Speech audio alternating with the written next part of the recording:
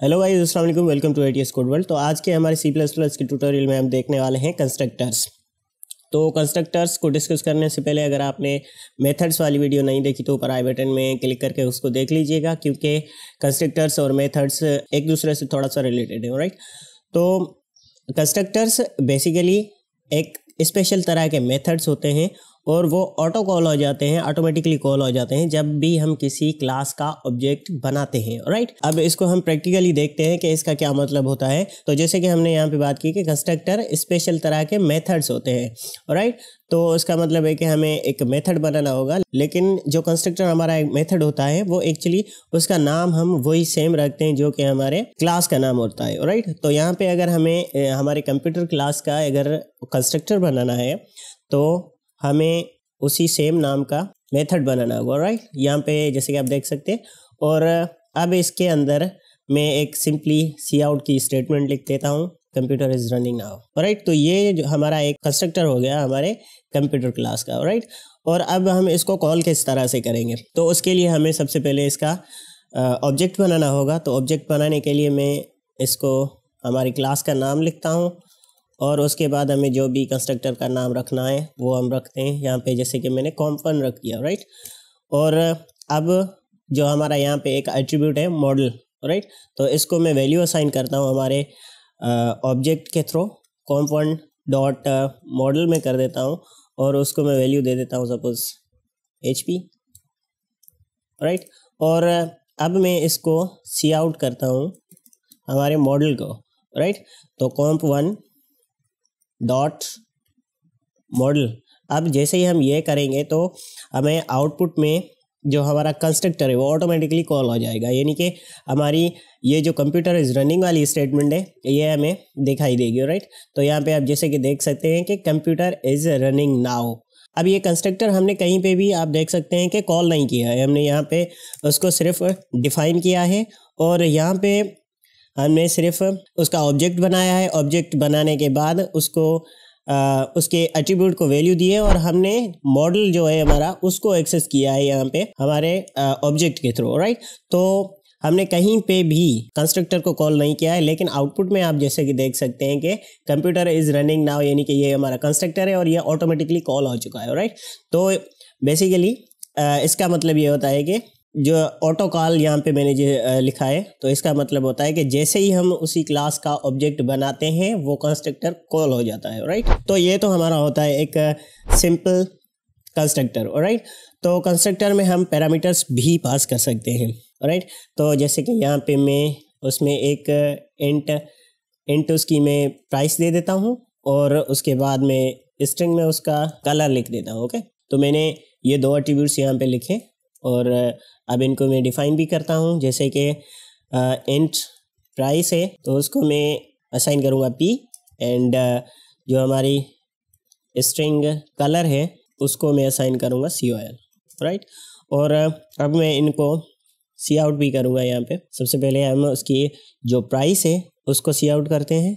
Actually इसको हमें दिखाई भी देनी चाहिए कि हमें प्राइस आउटपुट की है, तो प्राइस प्रिंट की है तो हमें वो दिखाई भी देनी चाहिए, इसलिए मैं इसको इस तरह से लिखता हूँ प्राइस एंड फाइनली इंडल। राइट, और अगेन मैं इसको कॉपी करता हूँ और इसको नीचे पेस्ट करके इसमें हम प्राइस की जगह कलर को प्रिंट करेंगे। राइट, कलर, और यहाँ पे भी मैं इसको कलर कर देता हूँ। राइट, तो अब हम इसको अगर हम कंपाइल करेंगे तो हमें जो इसकी ये वैल्यूज़ हैं ये हमें फ़िलहाल के लिए नहीं मिलेंगी, क्योंकि पहले जो हमारा कंस्ट्रक्टर था वो हमारा विदाउट पैरामीटराइज था। अब हमने यहाँ पे इसमें कंस्ट्रक्टर के अंदर पैरामीटर्स पास कर दिए हैं। तो हमने कहीं पे भी हमारे कंस्ट्रक्टर को कॉल नहीं किया है, तो हम उसके जो आर्ग्यूमेंट्स है वो हम सिंपली यहाँ पे उसको पास करेंगे जहाँ पे हमने एक हमारा ऑब्जेक्ट बनाया है। राइट, तो यहाँ पे मैं इसको जो फर्स्ट हमारी आर्ग्यूमेंट है वो है प्राइस। तो प्राइस में सपोज यहाँ पे 24,000 एंड उसके बाद जो हमारा कलर है उसको मैं यहाँ पे फ़िलहाल के लिए ब्लैक कर देता हूँ। राइट, और अब इसको मैं अगर कंपाइल करूँगा और रन करेंगे तो हमें जो आउटपुट है वो यहाँ पे इसकी हमें प्राइस एंड कलर दोनों चीज़ें हमें मिल रही हैं। यहाँ पे आप देख सकते हैं ये क्यों मिल रही हैं, क्योंकि इन चीज़ों को मैंने प्रिंट किया हुआ है हमारे कंस्ट्रक्टर के अंदर। ये जैसे कि ये लाइन मैंने लिखी हुई है कंस्ट्रक्टर के अंदर कंप्यूटर इज़ रनिंग नाउ, और उसके नीचे मैंने ये 2 लाइन्स लिखी हुई हैं प्राइस एंड कलर। तो ये हमें जो प्राइस एंड कलर मिल रहा है वो यहाँ से मिल रहा है, राइट। और ये जो नीचे हमें HP दिखाई दे रहा है ये बेसिकली मॉडल है हमारे कंप्यूटर का, और उसी को ही मैंने हमारे मेन फंक्शन के अंदर एक्सेस किया है सी आउट के अंदर यहाँ पे, राइट। तो इस तरह से हम कंस्ट्रक्टर बना सकते हैं और उसके अंदर पैरामीटर्स पास कर सकते हैं। अब हमने प्रीवियस वीडियो में देखा था कि अगर आप हमारे जो मेथड्स होते हैं उसको अगर आप क्लास के बाहर बनाना चाहते हैं तो उसके लिए हम यहाँ पे हमारी क्लास का नाम लिखते थे और डबल कॉलन दे के कोई भी मेथड हम बनाते थे तो वो हम यहाँ पे लिखते थे और उस कॉल करते थे तो कॉल हो जाता था, राइट। तो कंस्ट्रक्टर को भी सिमिलरली आप उसी तरीके से कर सकते हैं। तो उसके लिए मुझे यहाँ पे इस सब को कॉपी करके हमने यहाँ पे इसको क्लास के बाहर रखना होगा और इसको हमें कॉपी करके यहाँ पे पेस्ट करना होगा, राइट। और अब ये जो भी चीज़ें हैं सिर्फ इसका प्रोटोटाइप छोड़ के इसको मैं सेमीकोलन दे दूंगा और बाकी सारी चीज़ें मैं मिटा देता हूँ, राइट। अब इसको हम कंपाइल करेंगे तो हमें कोई भी एरर नहीं मिलेगी और हमें बिल्कुल वैसे ही सेम आउटपुट मिल रही है जैसे कि यहाँ पे आप देख सकते हैं, राइट। तो ये हमारा एक कंस्ट्रक्टर हो गया, राइट। अब अगर हमें सपोज़ इसका दूसरा कंस्ट्रक्टर बनाना है तो उसके लिए हमें क्या करना होगा, तो उसके लिए मैं सिंपली यहाँ पे उसका एक और कंस्ट्रक्टर बना देता हूँ, उसका एक और ऑब्जेक्ट बना देता हूँ। तो इसको मैं यहाँ पे इसको कॉपी करता हूँ। कंस्ट्रक्टर हम क्लास का सिर्फ एक ही बना सकते हैं लेकिन उसके ऑब्जेक्ट्स हम मल्टीपल बना सकते हैं, राइट।